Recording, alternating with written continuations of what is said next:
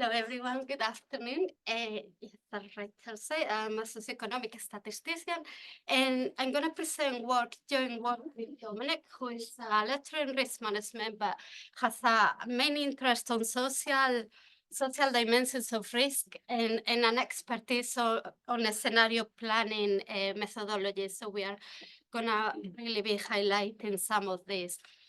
I will start by talking about the challenges and the motivations for our work on rewilding related projects, and also mentioning some of the highlights and the lesson learned on applying a scenario-based methodologies to understand these rewilding challenges. We have a disclaimer that some of the views, strong views that we are going to show don't reflect our views.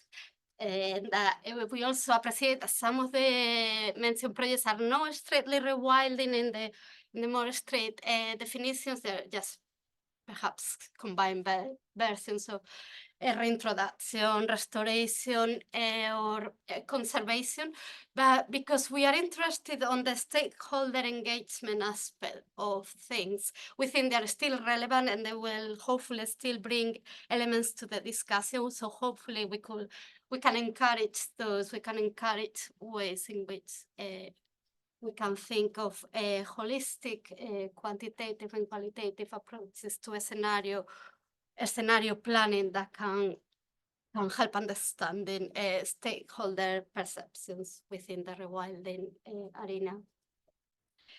One way we understand this big challenge of rewilding that we like to frame it with is within the rationale of the UN Sustainable Development Goals, because we feel it's a really multi-scale, multi-level, and multi-actor complex issue that, of course, addresses, deals with some of the issues I targeted on the goals. And we very particularly look at the problem from the interface of food and nutrition security and biodiversity with both work before at the James Hutton Institute, which focuses on land use issues, and with working projects very much focusing on these two dilemmas, intertwine and how one affects the other. So much of our talk will focus on this. As I say, addressing zero hunger depends and affects very much life on land, but also is related to issues of good health and well-being, of responsible consumption, sustainable communities, and then it impacts climate action and more general biodiversity goals like life on water and so on, and all under the overall target of net zero and other challenging targets that we are all hoping to achieve. So this is the rationale we use for the trade-offs between the different goals that we are hoping to achieve. We really like in the first seminar this suggested approach by Rachel, and that's what we incorporated, because we really feel interdisciplinary and transdisciplinary approaches are the most efficient way to tackle these multi-actor complex issues. And so we are really keen on transdisciplinary approaches that combine qualitative, quantitative methods, but also incorporate stakeholder views and try and maximize the views that can be inputted in this. So this is why we added this big S, which is basically representing the stakeholders and the questions that we need to ask ourselves about which are the stakeholders that need to be involved, at which stages of this transdisciplinary process should be included, and which ones are going to make it work, which ones will enact the policies, but also which stakeholders will be mostly impacted, because they are the ones that will also need to have a say. So this is the rationale and the philosophy behind it. So we are very grateful for Rachel to already putting this in place, because we think it starts a very nice conversation about how to do this. At the high level, as we say, we are most of our projects have really worked at the interface between food and nutrition security, sustainability, and issues of biodiversity. But most of them, the commonality to all the projects we've been involved is that we really focus our work the community level and even individual impacts, because we are mostly working on projects that are based in Scotland, that are dealing with interventions, environmental interventions that are really not necessarily major scale. And we've also been looking at small scale farming like crofters and so on. So although we are interested in the big scale impacts, and we were glad to see the expansive crops in America that Johan saw in the first seminar, we will be really looking at the challenges at the small scale. We are really interested in those community and individual levels, and what these people have to say and how it can be incorporated in the planning. But also what we've noticed in many of the stakeholder engagements that we've run is that at the lower level there are issues in practice that are much more specific than these wider goals, and many of them have to deal with individual perceptions and attitudes. Like, for instance, how you define a natural landscape and an understanding of what a natural landscape is, what the priorities are in terms of the green spaces of the natural parks that you use are in terms of accessibility or other concerns, or even how to deal with invasive species. There are very different perceptions across the stakeholders that we are dealing with. And there are really competing interests, competing perceptions that we are trying to incorporate as much as we can in these scenarios, but there are challenges that we're facing and that we think are interesting to incorporate. In particular, I just saw this one on the links because I was particularly interested in one of the exercises where we were assessing benefits of forest management interventions in different sites in Scotland. And we decided to run a work model that was based on scoring effects of different scenarios on indicators from these ecosystem services or related to the forest management. And so these scenarios were co-created with site managers, but not necessarily with a wider stakeholder community. So it was site managers, academics, and they built these 4 future scenarios.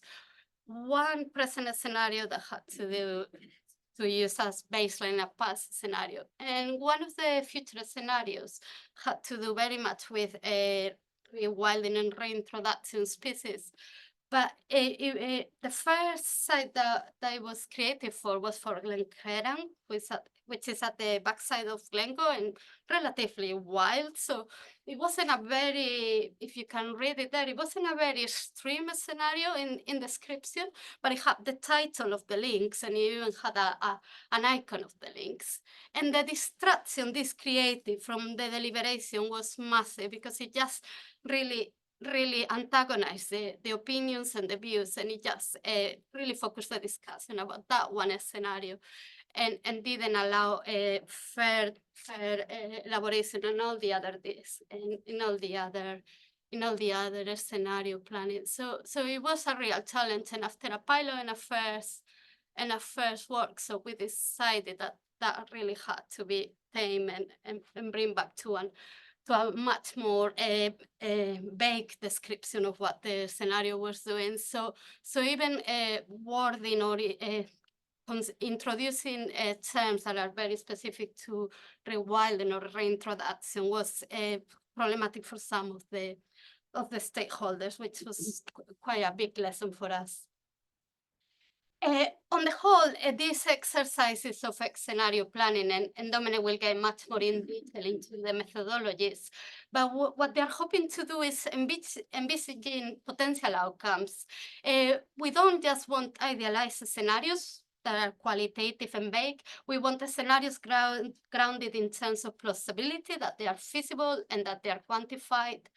And this is very much what we are aiming for quantifying them as much as we can. We want to enable a framework that incorporates the stakeholder views, a wide set of stakeholder views, and that ensures integration and transdisciplinarity across fields to ensure that we can design feasible strategies. So this is the big aim, but we have done steps towards some of these targets, but we are hoping to begin a conversation and to hopefully address this at all of the levels, really. But yeah, in terms of the quantitative approach to scenario planning, we've done examples of quantification at specific stages in each of the workshops that we've run, but we want something more holistic, more integrated, as we've mentioned, and we would like to have this idea, like Rachel as well mentioned, that of transdisciplinary knowledge exchange and expert elicitation.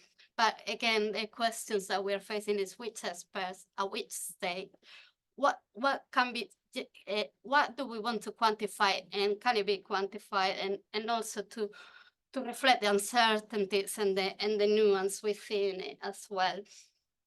I've only included this diagram that I really like, actually, from the first seminar as well, on the adaptive cycle that Johan and Pettorelli adapted, and I think it's very interesting. But what I also think anecdotally was interesting was that when I saw connectedness there, I straight away thought of connectedness to nature, which is the focus of many of our studies. It's more of an environmental psychology measure of how people feel close to the natural resources and so on. Whereas this connectedness here is more to do with the system itself and with this cycle. So I was already struck by how language can make the conversation difficult, and so the general concern or general focus of our workshop is always to try and find a common understanding as well, in mind the language gap. So that's a lesson that I always want to say, and as I say, I face it myself straight away. I made the mistake to completely interpret something the wrong way. But anyway, focusing on some of the specific examples of how we've incorporated quantification on some of these workshops. We'll start by describing this scenario planning exercise where we were working on a research project in the last program, and we were trying to assess, as I mentioned when I mentioned the case of the links, we were trying to assess the effect of forest management interventions and how the community groups, the managers, the different stakeholders felt about the different scenarios and how they felt they benefited them and their communities. This was built on the scenarios that were created before the workshop, and then people were just scoring these big pages, these big posters that then we put on the wall, and then there was deliberation around the scoring of the different indicators. There were also weights to consider people's knowledge and confidence on the scoring, which was a way to also account for uncertainties and skewness on the score. So it was a nice exercise, but sadly, due to funding, we couldn't really expand it very much. It was just 4 small workshops, so it was just anecdotal evidence that you could do something nice that wouldn't require a lot of money, and that really encouraged very, very useful conversations that the site managers have really confirmed with us that were very, very, very helpful for them to understand how their futures could look. So that was one example in which the quantification was straightforward, but it required quite a lot of preparation before. We've also used scenarios as output. So we've actually run workshops and interviews. This was during lockdown, actually, a UKRI project where we were assessing the impact of COVID-19 on food and nutrition security. And we were contacting academics on the areas of food and nutrition security, but also land use. And we were creating these scenarios based on assumptions and drivers, in which is called how is the methodological? Morphological analysis. That's right, sorry. And so the morphological analysis drove this very interesting matrix here, and Dominic will be explaining this more in detail. But what was very interesting of this was that we actually got a lot of funding for visualizing and doing further discussions around the visualization, both with the professional that did them, but also with the stakeholders. So it was a very useful way to discuss drivers and assumptions. And although it was the specific output for this project where we were working, it also became the input for further modeling. So modelers that were working in other areas of the project were able to predict potential effects on drivers of land use and forest management, and they were able to predict land use in the UK for the different scenarios. So it was they were making strong assumptions because the models they use they have been working on for a long time, and they were at European level, so there were many assumptions being made, and also it was COVID, so it was all strange inputs into that. But it was a good example of how this could potentially work.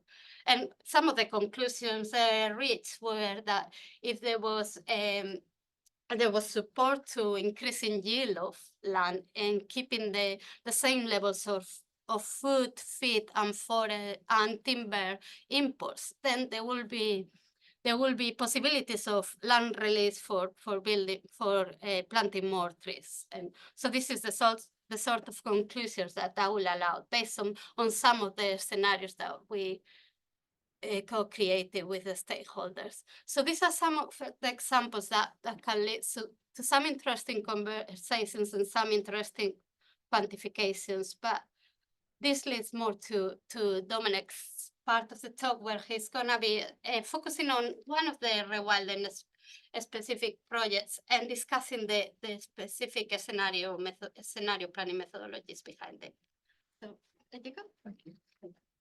We'll take questions at the end. Thank you.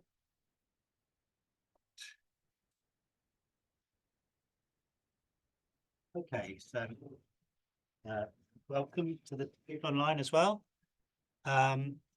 Yes, an interesting thought about taming the links. I like that link there.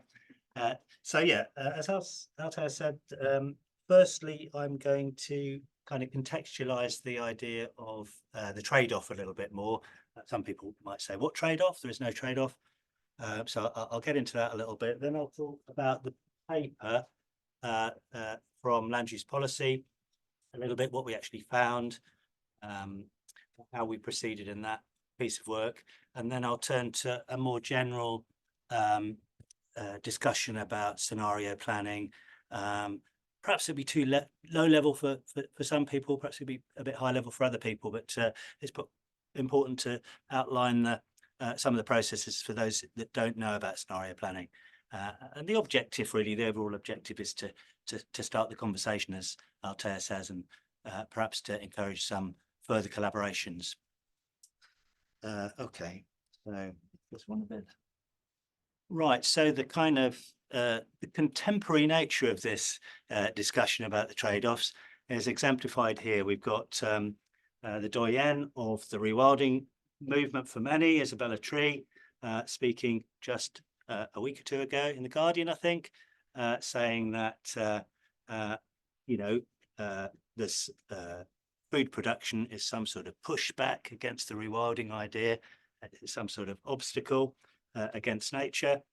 And we have, on the other hand, Minette Batters talking to the Prime Minister last week and talking to the US conference, saying you can't separate food production and the environment. These things are interlocked.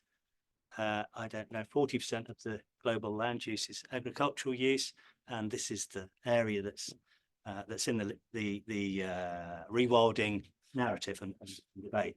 Further, she said, who will bring DEFRA together with one ambition, balancing food and environment? And this is kind of the thought that we arrived at through the project, that some sort of balance rather than trade-off is really what we're aiming for. We need to do both things, clearly. We need food and we want to do rewilding. So this balancing act, it's kind of where we want to get to, or get closer to, perhaps. And why? As Altea said, these are the SDGs. These are SDGs of the highest order. These are issues of the highest magnitude. On the one hand, end hunger, SDG 2.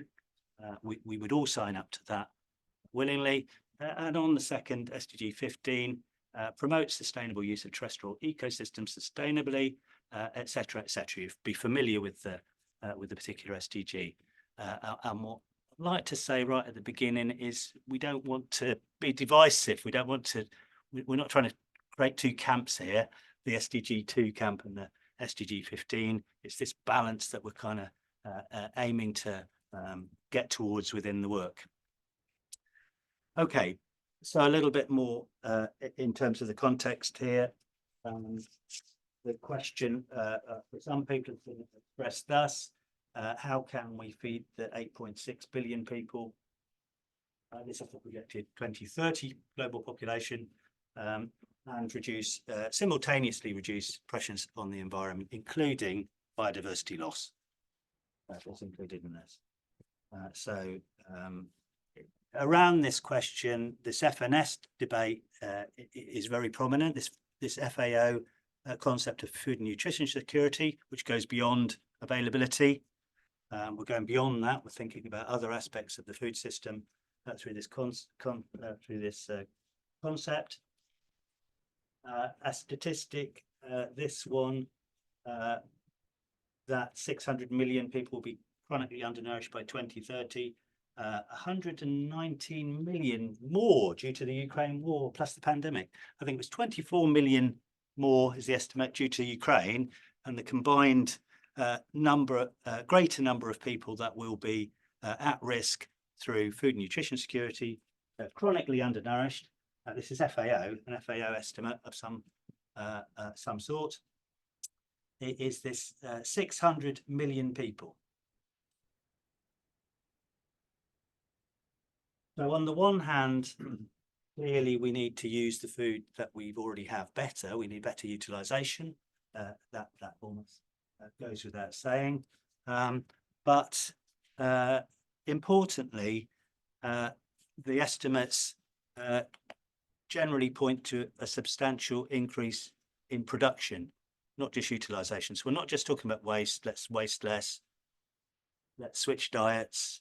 That's kind of in the World Bank's figures. The World Bank figures were from 2010 to 2030, 50 to 56% more production was required.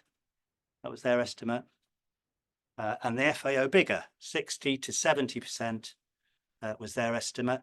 Obviously, they're kind of ballpark figures here to some extent, but the consensus from the big agencies seems to be substantially more food produced. So let's not leave the other side of the argument. At the same time, we've got species extinction. We need to mitigate that, including what's the kind of topic of our paper, this species reintroduction.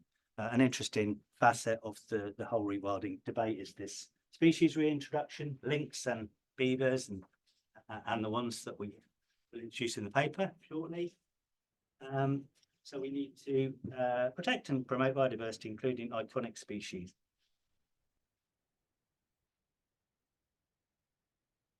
But there's something of a squaring of the circle that I'm trying to introduce. We've got these two demands. Another expression of the problem here. Increased production plus conserving biodiversity, reducing the pressure on natural resources. So this simultaneous management of these two big SDGs, production plus conservation, reintroductions, generally restoring and preserving biodiversity.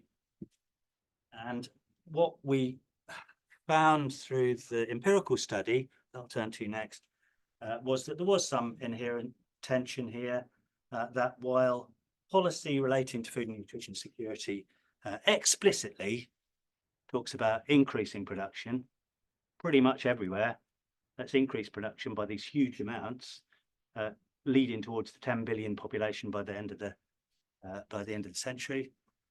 So in many parts of the world, we'll show the promotion of biodiversity is experienced by farmers, in particular, as putting the opposite pressure on farming practices. So what do I mean specifically? That when you talk to farmers about increasing production, they say that's not what's happening. The kind of opposite effect is what's happening in a lot of areas. And I'll give some examples of that as we go through. But perhaps a prime example of this is the Napa state. I mean, not the most productive farm in the world. Nobody's arguing this is the most productive mixed cereal and dairy farm prior to the hugely successful experiment. Nobody was suggesting this was the best farm in the world, but it's not much of a farm now, is it? Not much production there at all. So, you know, as a model for what we should be doing, a lot of farmers would problematize this quite considerably, and perhaps that's one of the things that Minette Batters is getting at in her political pronouncements. Say hugely successful from a rewilding perspective, not from a food and nutrition security perspective. Not so much of a tick for Napa state. Okay, so how did this work come about? This was a big multi-partner European project, H2020 project called SALSA. The question that SALSA was asking, we weren't starting from a rewilding perspective, we were starting from this perspective of food and nutrition security. And we asked, within the context of a wider project, we asked the farmers across Europe and Africa. This was a Europe and Africa joint project. We asked them, what are the main external sources of risk? Could you potentially produce more food in your farm? And if not, why not? And it was from this question that was a survey methodology. We had a big survey instrument that we administered in person to farmers. We went to their homes across the different partner countries, asking this question to farmers from the reference regions. And what they said in answer to this question was a lot of wildlife type concerns, a lot of concerns about all manner of species, elephants in Africa, monkeys eating crops, in Scotland. We'll get to the specific species that were identified in a moment, but yeah, a whole range of kind of traditional threats that farmers would complain about, wouldn't they? Wildlife incursions, the things that they traditionally hunted for centuries, eradicated from their land, being somewhat less able to manage these issues in this traditional manner in the modern world. Just to explain that we in the project were well aware of a lot of the suggestions that you might be thinking about now. Oh, we could do this, or we could do that. We could cut food waste significantly. The first one of these is the so-called Borlaug hypothesis, which is some sort of Panglossian view that we're going to be getting better at it all anyway. There'll be more production in situ whatever agricultural left is land is left, we'll be producing much more effectively and efficiently. It kind of something of a techno-positivist hypothesis. And in contradistinction to that is the Jevons paradox that suggests that's not what's happening. What's happening is intensification is ruining land globally. It's not sustainable. So these two things, they're out there, they're in the narrative, we recognise that. The second one being the zero waste, you can imagine if we didn't waste so much. As I said, it is to some extent, I don't know how robustly, but to some extent it is in these estimates, World Bank estimates and FAO estimates. Cutting waste is part of that. They say in addition to that, we need production. But nevertheless, you could say, you know, if a huge amount of food is waste, if an estimate of 40% of food is wasted in the world, you know, that's going to make a huge difference. We recognise that. Plant-based diets, I attended something online. Yeah, we all just ate plants. That'd solve it, wouldn't it? We'd release 50, 60, 70% of agricultural land. That could all be rewilded then if we all ate plants. Okay, we appreciate that narrative's out there too. And the last one being, you know, a variety of techno solutions. Air protein, have you heard of this one? One is something that that is promoted by various positions. You extract protein from the air in an industrial process. There's some plants in Scandinavia already doing this experimentally. We can actually create food out of air. It's a techno solution. Vertical farming at James Hutton Institute, we were very keen on vertical farming. That's some sort of big one in Singapore that's producing a lot of luxury salad crops for a state that doesn't have much agricultural land, one might say. And the land sparing kind of argument, the whole land sparing argument that we could grow more on the land that was left in these various ways. We could intensify areas that were left, and areas like the west coast of Scotland, the Highlands, that could be rewilded in this equation. That's the way that these things could happen. So I introduced these. They can be part of the conversation. They can be things that we think about quantitatively more. These can all be things that we think about. How many vertical farms might we need? We could think in those sort of terms. That might be useful work to do. But in this particular project, we weren't thinking about that. We were thinking about what's happening now. What's actually happening? What's actually happening is that we're not doing any of that at any scale. You know, we've got a current problem. What we're doing is the net farm type thing. One thing or the other. That's what's currently happening. Well, that's what we're talking about is not, you know, we've taken the side of the farmers. Please don't interpret it like that. We're talking about what's actually happening on the ground. Okay, so the lens we looked at, I'll be very brief about the World Risk Society. This is obviously more in my area. This is the theoretical idea from Ulrich Beck that modernity is creating a new form of risk, a new type of risk is being created in the modern world. While in past times, the general direction of science and technology and human knowledge was one of enlightenment. Every successive step led us one step forward on a technological and enlightened journey towards a better world. Well, late modernity rather challenges that a little bit. We're seeing now that one step forward might also be one step back in some other respects. We might have created a new risk. We might have created something with our nuclear power generation, some problem that wasn't here before, as Fukushima might exemplify. So the notion of a progressive environment now under some sort of challenge within late modernity. A radically different conditio humana, as Beck expresses it, where we need to think in a different way. We need some radically new perspectives in order to navigate this new terrain. And the scale of this is unprecedented. What previously happened at some local scale or some smaller scale is now global, absolutely global. You know, we make decisions now that affect everything and everywhere very, very quickly. If we go towards vertical farming, we're not talking about doing something in Scotland, are we? We're talking about some global solution to a global problem. And what Beck says about that is we kind of lack the tools to do that, really. States are no longer in a position to do this effectively. Institutions, likewise, are limited in their ability to affect these huge global movements and transitions, and industrial society itself is rather ineffective in this task.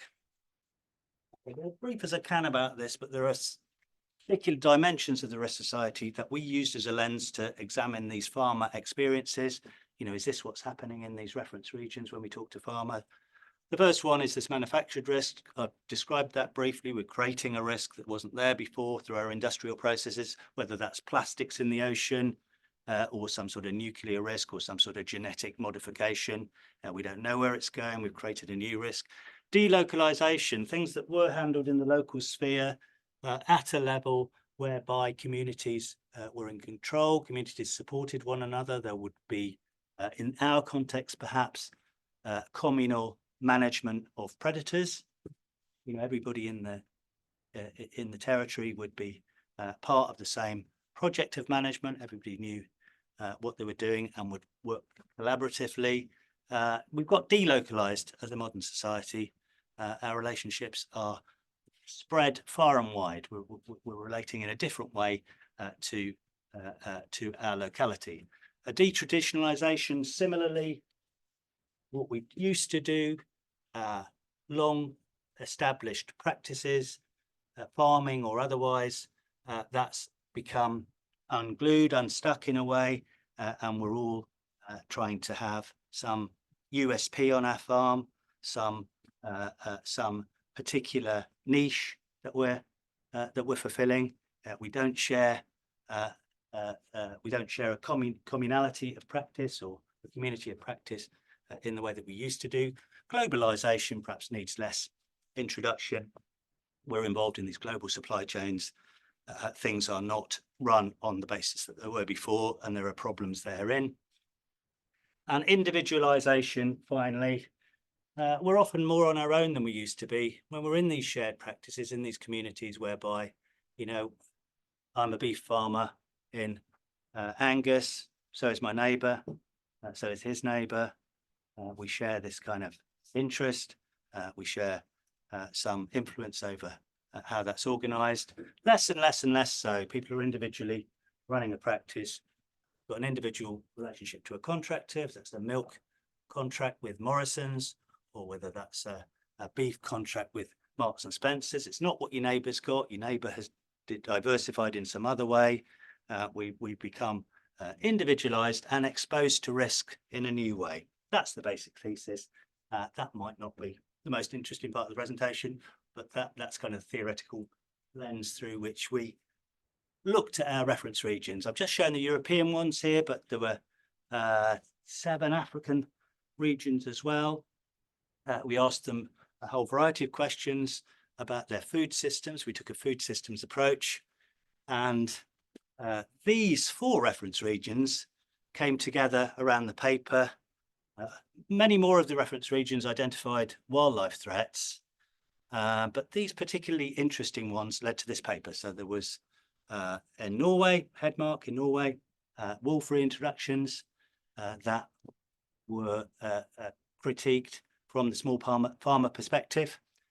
In Scotland, the reintroduction of the sea eagles, not seagulls, as many of the European people thought I was saying times, sea eagles, or white-tailed eagles, perhaps, and 2 regions with wild boar, Garfagnana in Italy and Castellón in Spain. So what we did with these, so we had the farmer surveys, farmer reactions to these questions about why they couldn't produce food and so forth.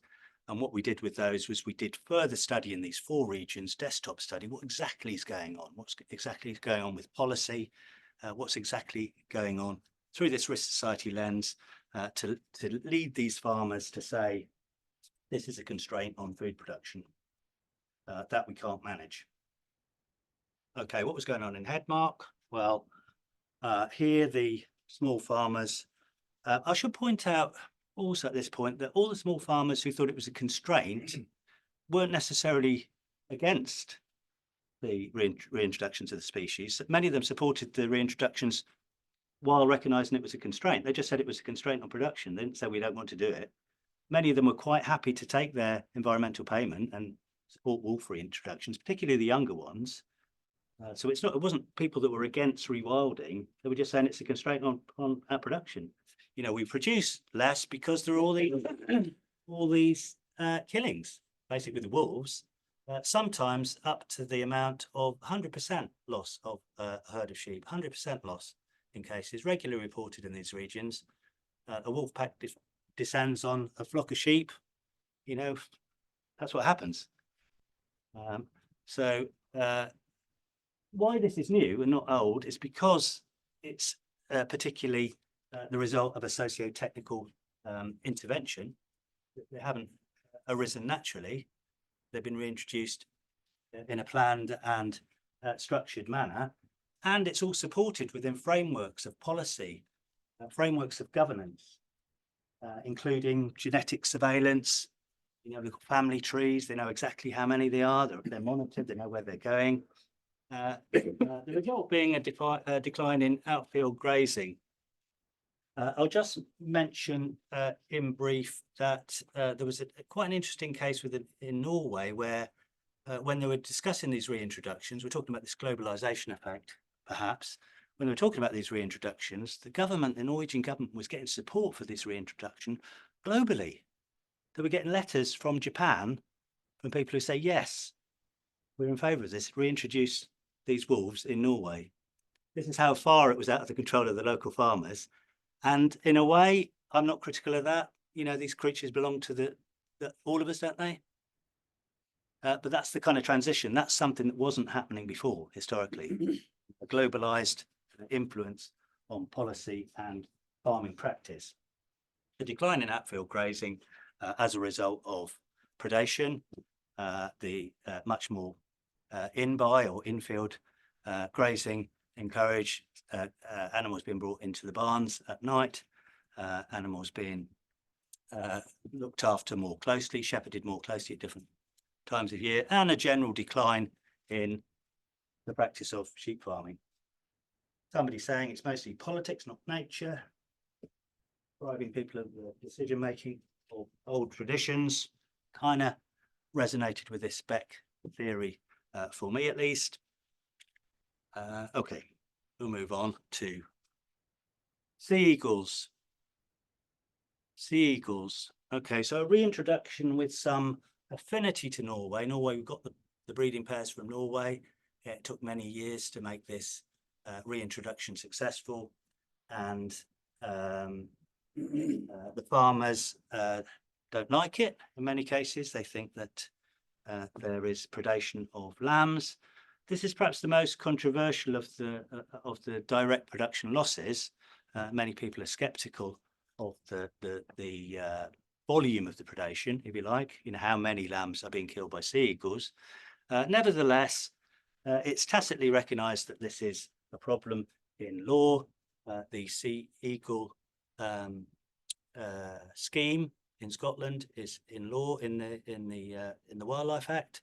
Farmers receive compensation from the government for measures to protect their flocks, including fencing and hefting the sea eagles away from the flocks, different measures. So it's recognised in law, and it's commonly cited as a reason why there's a decline in sheep farming in these areas. You know, we either have this, we have heavy predation, or we have expanding sheep production.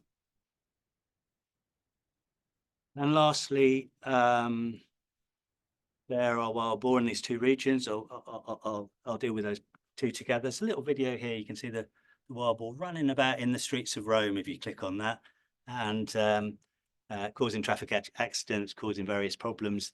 But, you know, Rome, we're talking about the capital city. We're not talking about some remote Norwegian sheep farm in this case. And wolves howling outside Rome. You can hear the wolves. They're in the proximity of Rome. The reasons for this are, again, socio-technical, socio-economic, hunting interests. A lot of restocking has occurred. as a result of hunting lobby. There has been land abandonment. We talked in the first workshop, or somebody mentioned the kind of accidental rewilding that we see in various areas. So the land abandonment allowing these species to proliferate. And I mentioned these sub-political movements. It's something else from Beck, really. So we have, in the UK, you might remember the Countryside Alliance. They want them, the hunting interests and so forth. Well, similar movements in both Spain and in Italy, promoting various hunting and control practices and challenging the kind of institutional status quo around the reintroductions themselves and the wildlife protection. Okay. I mean, perhaps the least of the problems in relation to this, because really we're talking about these F&S impacts, these impacts on food and nutrition security, but there are also more, I don't know, visceral risks from wildlife reintroduction. This was a couple of years ago. This is again not far from the previous study. A bear, in this case, killing somebody who was hiking. So, you know, the kind of tensions between reintroductions and human society are at different levels, perhaps. Okay, so what did we find in that project in brief? We found that the farmers were suggesting in many places production constraint. The previously practiced controls were diminishing, declining in various ways. We've got new supranational, new institutional arrangements that stand in the way of farmers taking things into their own hands, as they would have done traditionally. There was a delocalization that we could see evidence through international treaties establishing boundaries and so forth. In Norway, certain regions were deemed wolf regions. In those regions, the wolves were protected. The hunting was not allowed. The mitigation of the production losses can only be legitimately tackled within a legal, cultural and techno-scientific framework. So you would have to appeal for or apply for a Scottish government grant to protect your sheep from sea eagle predation rather than shoot them or hunt them as you might have done traditionally. I mean, that's also reinforced by population decline in these rural areas. I did a little bit of work over in Orkney. They had a special dispensation to shoot the grey-lag geese. Thousands of them were descending and eating the young grasses and the young crops. So they appealed to the European Union and got a special dispensation to shoot 10,000 geese. But there really weren't the rural and farming populations left in Orkney to shoot 10,000 geese. It was a complete failure as an intervention. They shot a few hundred, and the farmer I interviewed had some hanging up in his barn and said, you know, there simply hadn't been the community involvement that you would have got in the olden days, perhaps, putting it like that. Continuing trade-offs between conservation values, practices and regulations. Okay, so let's turn to okay, so that's the paper. The case studies are explained in greater detail and the individual findings therein. Okay, this is another paper where we did some work on biodiversity loss for Nature Scotland. And in this one, we moved towards the point of proposing some scenario planning to create some sort of progress around stakeholder involvement. So I'll tell you a little bit about that, scenarios. So in very general terms, looking to the future, we are limited in our ability to evidentially understand what's happening. Knowable facts are more problematic when you turn to the future. So this makes it a field of uncertainty, a field of greater uncertainty. So we need special tools for investigating these areas. And one such tool that we use is scenario planning methodology, and we're suggesting that this particular field can be explored both qualitatively and quantitatively through some scenario planning exercises. Very simplest form of scenario planning is this 2-axis method. There are two axes of critical uncertainty that you identify, in this case, unemployment and wages. You get 4 resultant scenarios, perhaps easier to see in an illustration. We get 4 simple scenarios that we can enrich, explore, interview stakeholders around, etc. We generally name these scenarios, so we've got some sort of catchy or communicable names for the scenarios. And here's a worked example. One of my colleagues in Germany, Ellers, 22, has used this technique to explore digital aspects of agriculture with 4 illustrative scenarios there. So there's some limitations with this. We like a systematic approach. We have to think globally. Problems can't necessarily be isolated. So we propose using more of a morphological approach to the 2-axis approach. It's got a level of sophistication lacking in the other method. I mean, it's drawn from mathematics and statistics more generally, so not from the risk sciences or the business school. So some of you probably understand this in far greater sophistication than I do, but I've used it in scenario planning, where it's a reasonably straightforward approach. First, we define a field. This is the Zwicky box, or the morphological box.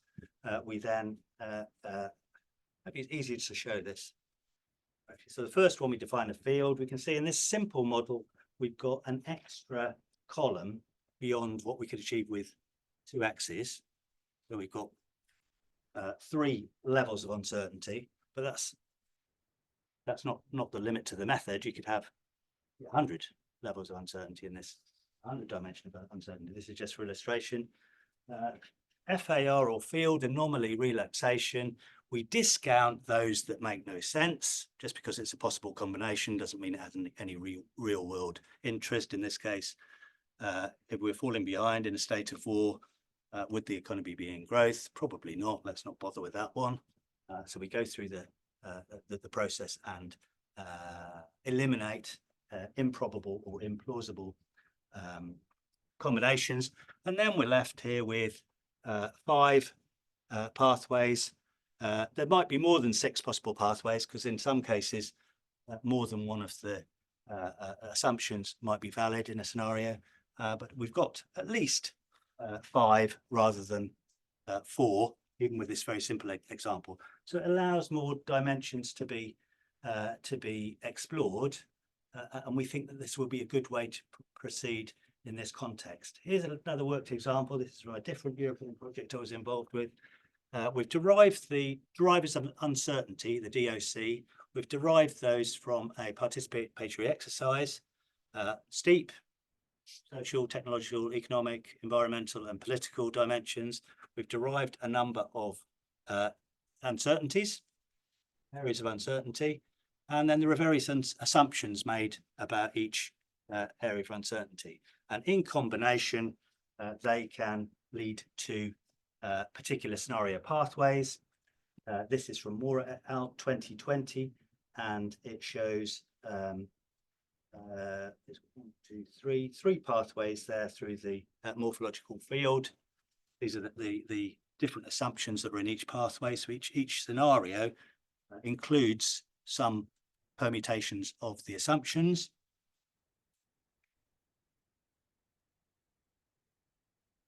And the other elements to the elicitation are also explained. And the purpose of this really is that the future is not going to be a simple linear process. There'll be twists and turns. it's multiple, it's undetermined, and these are the elements that we identify as constructive of that future. And we can see that a variety of futures is possible. So within this methodology, we consider it useful for understanding that future uncertainty, this tricky problem of an area where certain knowledge is not relevant or available. So this methodology allows different pathways to be considered.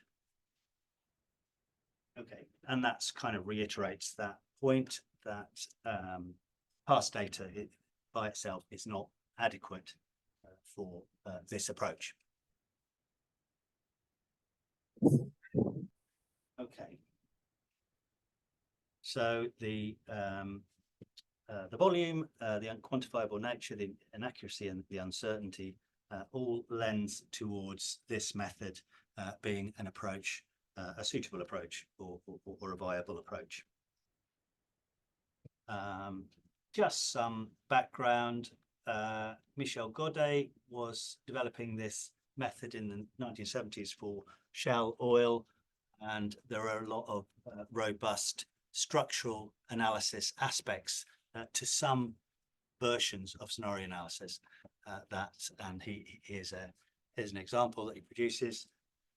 So some structural modeling of the scenarios is possible within the method. That's something perhaps we might explore in this if we had quantitative collaboration.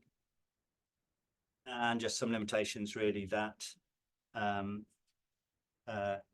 what we learn from a scenario isn't necessarily only valuable as a prediction because we've got things right. We predicted the future. That's not the case with scenario planning. Scenario planning might be very well useful if we've identified something that we can stop from happening. For example, if we can counteract some negative future development, then that's also a value to scenario planning. So scenario planning isn't necessarily a predictive approach. That's just one aspect of it.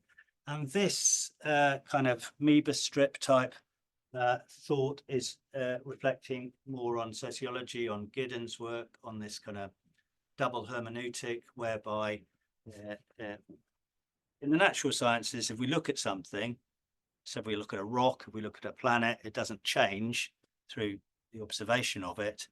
But this isn't really true in the social sciences. Once we go in there, once we start having workshops, once we start talking to people, things are changing. We're changing things. We're other human beings messing up this social interaction or influences this social interaction. So even the act of constructing scenarios can change the future. And this is something to bear in mind. So we're not creating an object that predicts a particular future state. It's much more of a social interactive stakeholder process that we're involved with, and there are implications involved in that. Okay, I'll skip that then. Just some considerations when applying the methodology, and I'll just finish with some idea on scenario archetypes, and then I'll finish there because I think I'm running over time. So scenario archetypes, the thinking here is that when people write scenarios, very often the same storylines appear, archetypal storylines appear. So there's been a number of empirical studies showing that there are limits to these archetypes that appear. We can categorize scenarios that are developed through interactions into one of 6 different sorts. Some people say 5, some people say 7. It's kind of a bit of an emerging field. And just by way of example, one of them, the first one, is growth and decay. This particular piece of work links the archetypal scenarios to fiction, popular fiction in the form of science fiction movies. So this scenario is the plot of Metropolis, Blade Runner, Avatar. It's one where the current events, current capitalism, corporations and so forth become somewhat out of control. There is a societal collapse. There are a degradation in in conditions, environmental degradation and so forth, conflict between values, possibly some sort of culture war type of concept. So each of these archetypes has a storyline along these kind of lines that is found in a great many of these deliberations in one form or another. And the proposal is to utilize these archetypes to drive the scenario process. And you'll have the slides afterwards, but I've gone through the various 6 of the archetypes there. Okay, I'll just conclude. We're proposing scenario planning both qualitatively and quantitatively as something that can tap into this wider socio-cultural aspect of the rewilding debate, the rewilding conundrum.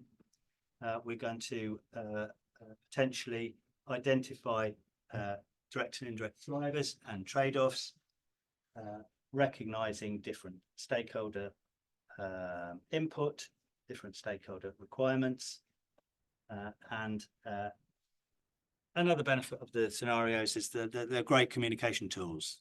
We form a kind of vibrant and communicable storyline, perhaps with an infographic, and it's something that can be used on social media. It's something that can underpin a report or a poster. And as Altea said earlier, these are both inputs and outputs to other processes, other analytical processes that we can engage in.